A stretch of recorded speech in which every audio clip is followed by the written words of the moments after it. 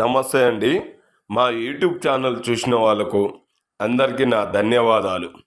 చూడండి, మరుగుమందు చెట్టు. ఈ మరుగుమందు చెట్టు మరలా మాతంగి.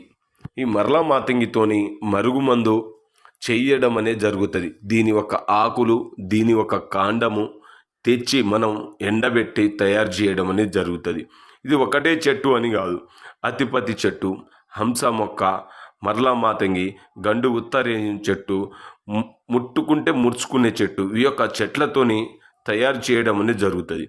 మీరు ఈ మందు ఎలా పెడతారంటే భార్యాభర్తలకు, అత్త కోడలకు, ప్రేమికులు విడిపోయి బాధపడిన వాళ్లకు కేవలం వాళ్ళు తినే దాంట్లో పెట్టడం అనేది జరుగుతుంది.